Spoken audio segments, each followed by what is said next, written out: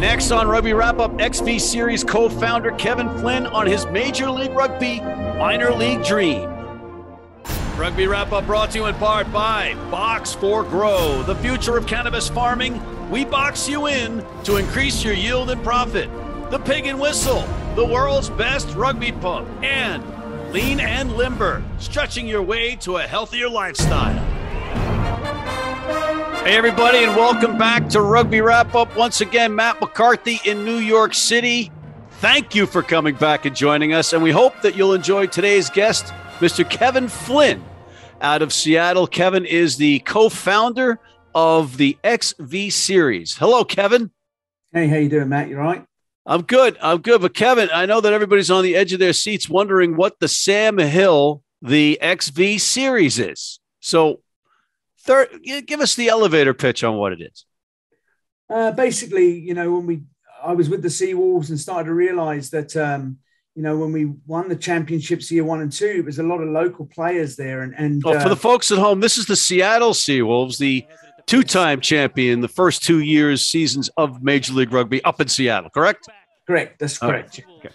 So, with that, we started looking at the players, and, a large majority of them were from either from Seattle Rugby Club or from the BC Premiership, up in Canada, and they all played against each other, and started to realize that, where else are we developing these players in the United States, the AR, there's been lots of iterations, right? Super League and ARP, Elite Cup, PRP, Pro League, but we're like, how are we going to get more people developed at the next level to play at the level of rugby that's needed to compete? And honestly, going a bit deeper, I went to a AAA baseball game, the Aqua Sox, and I was sitting there and I was watching the Aqua Sox play and realizing there was 5,000 people watching a baseball game that they weren't all that really interested in who won or lost, and, having a beer and a hot dog. And that's when I realized we need to try and create minor league rugby in the US, a program that supports club rugby at the local level, that doesn't play when local clubs are playing, that has a memorandum of understanding that XV Series teams sign that shows that those players within that program and those coaches are affiliated with local clubs and are registered to USA Rugby. And ultimately, the goal was to develop better people, develop the American athlete, and help the national team. So you're a guy with a long resume in rugby. You're a rugby lifer, as they say. What was the impetus? What, are you crazy? Did you just want to start this thing up? Over my years doing this, I've seen some of my closest friends, people have made the national team or professional rugby players, but there are guys who didn't, and they're also still involved with club rugby and those players have been in very unfortunate circumstances in their life, whether that's gang members or being in, a negative environment when they were growing up, and rugby's helped them get through that. And some of those, I think that's been my passion for it, is the things that we have as rugby players and people affiliated with rugby, we take for granted that we find work, a place to live, we can travel the world, we can meet new people, we can be a positive environment, it's multicultural, it's diverse. Those kind of things we really take for granted until we look outside the bubble and realize that some of those things are fundamental to people just to survive. So, rather than going into schools and talking about how cool rugby is, which might as well be tiddlywinks to someone who doesn't know what rugby is, It's slightly different than tiddlywinks. Well, yeah, but if you don't know, you don't know. You don't know what you don't know, So, but you start going into certain schools and you start talking about opportunity, housing, work, those kind of things, gets engagement very quickly in certain communities, So what drove me to do it was let's provide these guys and educate people that, you don't have to be a professional athlete to succeed. And it's all about what do we consider success? In my opinion, do we consider success making the national team or a professional rugby contract? Of course, that's great. But is it also successful coming from, a background that really didn't have little opportunity, and all of a sudden we have a job, a family, we're not in a negative environment? That is also success, and those are the things that I think rugby brings to the table that sometimes, I think a lot of times we overlook, and I think that's the thing that's, generates interest in our community. I mean, the Seawolves, we sold out the stadium year 1 and 2 and continue to do so. That wasn't because we shouted rugby louder or didn't. It's because we've been engaged in the community in the Pacific Northwest for 10 to 15 years, whether that's with the Special Forces, military, oncology unit, at the VA, working with foster care, Special Olympics Washington. There's lots of different ways. We know people will love rugby, but we have to do something different to attract them to it. Are these all like, okay, I'm Johnny Bag of Donuts and I am 17 and I want to become a professional player or play for the nation or both? Do I pick up the phone or get on the email and call or contact one of these teams and they bring me in and put me up? No, that's, so what's happening? I mean, these are basically, obviously they're all very different. And there's a lot of teams lining up that we're talking to in different regions. So we're trying to make, this isn't really the first time we did something like this. We did this a long time ago called the ITTs, right? And I played in the Loggers and the Grizzlies and got my chance to represent, but that was still really based on USA Rugby supporting that program, and we all know that USA Rugby is minimal with its resources. So we can't wait around to develop our players, our coaches, our referees, but rather than work against them, let's just try and create something that's going to actually develop them for them, and make sure we're all aligned. Now, a young player, as you said, will call us, and it's happening in Seattle, it's happening across the board, so if someone called up Utah Club Rugby and said, I want to play in the national team, are you the person to play for? They're going to say yes, but you should also be, what club are you affiliated with? So then they're feeding these guys into club rugby, not just to play for the Oregon Elks, because a lot of these programs, Oregon and Seattle alike, why did all these other programs disappear like the Super League back in the day? It costs a ridiculous amount of money to do it, and we can't afford it. So, what we're trying to do, there's not going to be that many games in the XV series for some of these programs, but it does give the player the opportunity to be developed and identified and stay in their region without having to leave their region and go somewhere else. We've got multiple players in the Seattle Rugby Club program that are out of Oregon. I'd love to see them stay in Oregon, but they know if they stay in Oregon, no one's going to even notice that they're there. So then what's the point of the Oregon Elks rugby? So when the Oregon Elks play, when they're going to play against Northern California Grizzlies or against the Raptors or against Seattle Rugby Club, USA Rugby and MLR teams ultimately will know that that's the best players out of Oregon, right? They don't have to go, everyone's putting on combines to try and identify players around the country. A year, 2 years from now, where does Major League Baseball look for its minor league baseball baseball players for in the minor league? Right. So, that's what we're trying to create here, is a place that people can be identified easily rather than throwing darts at where we're going to go next to find the next rugby player that's going to play in the national team, but also make sure that there's an environment for these players that they're going to be developed culturally as well, not just as an athlete, not just as a rugby player on the field, but as a rugby player mentally as well. And what we consider, we know the best programs in the world. And a lot of that is about culture, family, positive environment, those kind of things. Who are the USA Rugby High Performance or the USA Pathway Academy? Those, this is the first time they've come into it this year. And basically they've gone around the country, and we held a camp here for them as well with the Seattle Rugby Club. And they, trying to identify young guys under the age of 23 or thereabouts, and make sure that they're getting identified and taking them to a camp where they, decrease those numbers down to a squad of, I think, about 30, I think they were looking at. And those guys then live in an environment for 10 weeks as a professional and get fed, housing, all that kind of stuff, and play some high caliber games within the XV series and a couple outside of that. And the idea is to give these guys, which is the same for every XV series team, is to give these guys the experience of playing at that level. We're going to take a quick break, but when we come back, I want you to tell me about the schedule, where we can watch these teams, these games, these matches, and anything else you could tell us about the XV series. We'll be right back with Mr. Kevin Flynn. If you're in New York City and want to watch some great rugby, have some great food, and some great times, go to the world's best rugby pub, the Pig and Whistle on West 36th Street.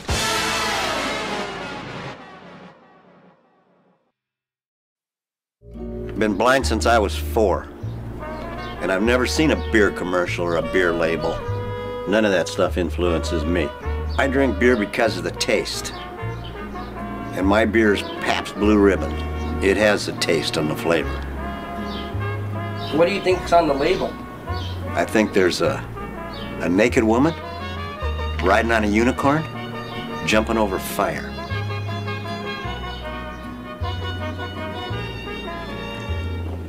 Oh, that's good beer.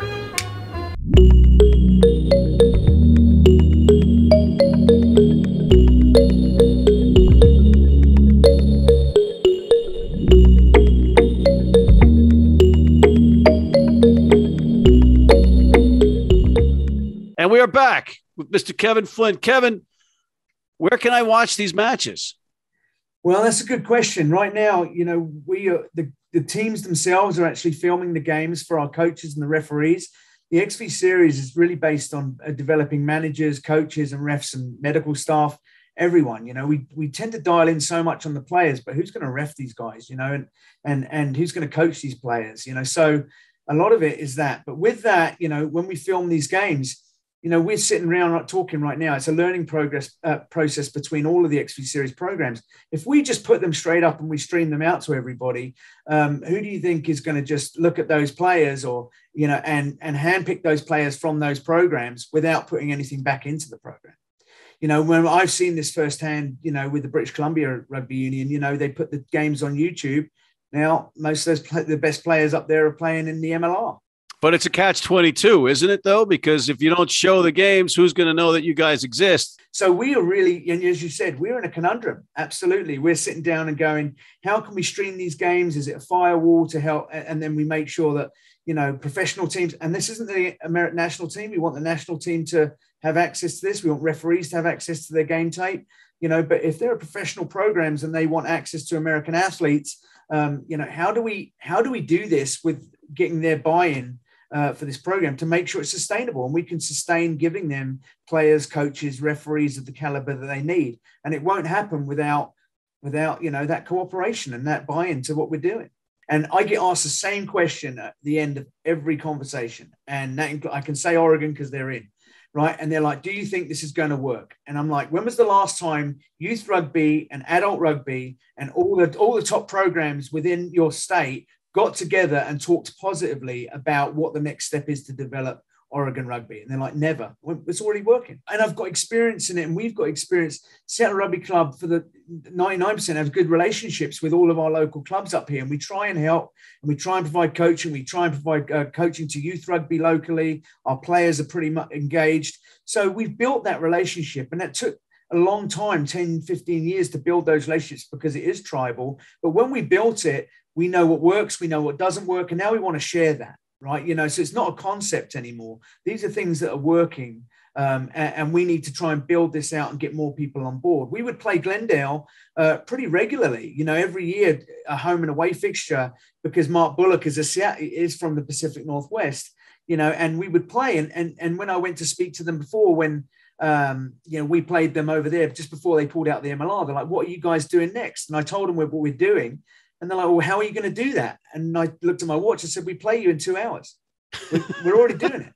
Right. Yeah, so did that game in 2 hours. Did it help create better people? Did it develop the American athlete? Did it help the national team? Yeah. We just got to get more people on board. That's all, you know, and walk forward positively, you know, and there's a lot of negativity around, you know, and that's why we were very specific on who was on board first, because we were like-minded people and we were going to be creative and help each other through it, because it's going to be a long journey to get to where we can beat the All Blacks, you know, 5-10 years from now. Where do you see this in 5 years? Well, 5 years from now, I mean, look, you know, the way I envisaged it was, you know, you're looking at MLR programs right now trying to put their academies, right? You build their academies out. Now, academy is a word that's used pretty liberally, you know, so, but what does that mean? I mean, people have to, in life, you have to do something to be good at that thing. Whether it's academy, whether it's XV series. If you just played in the XV series, that is not enough rugby to develop you as a player.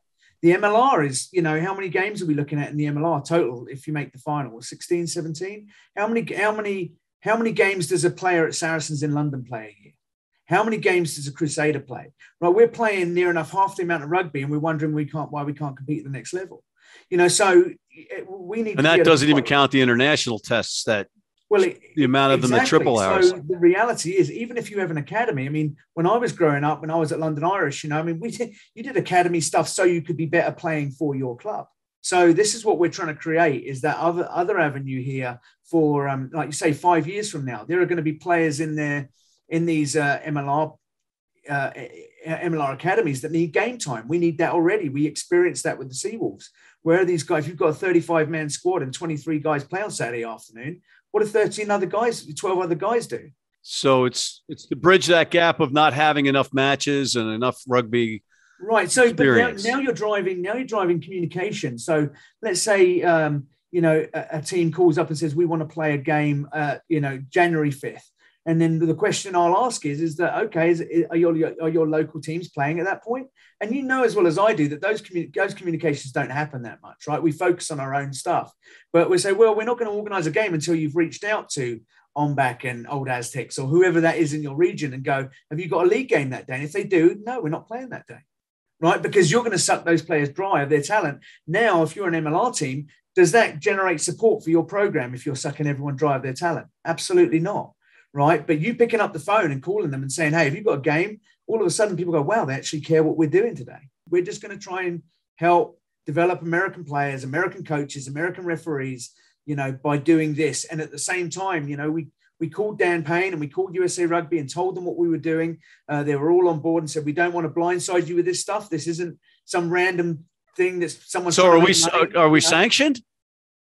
That we're working towards that right now, yeah. But all the games are sanctioned. Remember, they're friendly games, right? So, and you talked about the development of referees. Are you not using USA Rugby referees? No. We are using USA Rugby referees, but right now, because I'll tear you down brick by brick right now, Flynn. Right, I'm telling you right now. I got off a phone. I can't even mention the name. Things are moving so quickly, but I got off a phone call right before I was speaking to you, with one of the refs in the MLR who really wants to develop American referees. Excellent. So, the XV series isn't just a place to develop players and refs and managers. It's a resource to help on other levels, right? So we're helping some other programs get linked up with wheelchair rugby teams and, things that grow their support for their programs outside of just the regular rugby avenues, which we've done up here, All right. So in summation, because we're basically out of time, yep. You're not some other code of rugby. You have a cat in your house. We have a cat and a dog laying here. Yeah. All right, just making sure that you knew you had a cat in your house. Yeah, and it's not a random one. So it's not a new iteration of rugby. It's rugby 15s. It's men's and women's. You're not looking to compete, but you're looking to complement or work in cahoots Absolutely. with or in step with all of the above. As much as anybody else. It's kind of the rugby calendar. Are you making an attempt to work in spots where there is no rugby being played, right?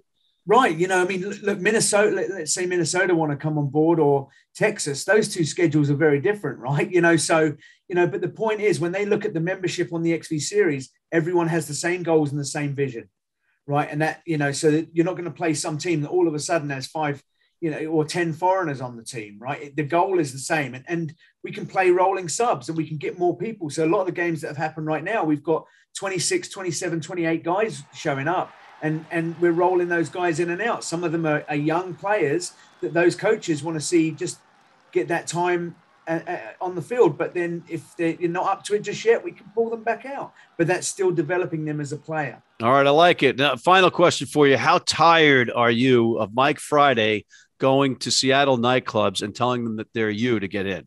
Oh, it's getting old. Honestly, It's getting old. Come on, Mike. Especially when he gets in trouble and stuff like that. Yeah. I'm Kevin Flynn, mate. No, you're not. No, you're not, Mike. No, you're not. Yeah. We're not that much alike, I don't think. But no, you're not. I'm just being a jackass. But I want to thank you, Kevin, and I wish you nothing but the best. It's exciting. It's exciting. Thank you. I think so. All right. And get Matt Turner to help you figure out the Bitcoin thing. I will. I'll have a chat with him, see if he can make us rich and figure it out for him. All right. On that note, Mr. Kevin Flynn of the XV series out of Seattle. And I'm Matt McCarthy for Mr. Flynn for Rugby Wrap Up. Thank you, ladies and gentlemen, for joining us once again. And please make sure to check out our other segments, including our spirited segment with Eagle number 168, Tony Ridnell, and Rugby United New York executive Rick Salizzo, re the All Blacks dismantling of Team USA, and our College Rugby and United Rugby Championship shows.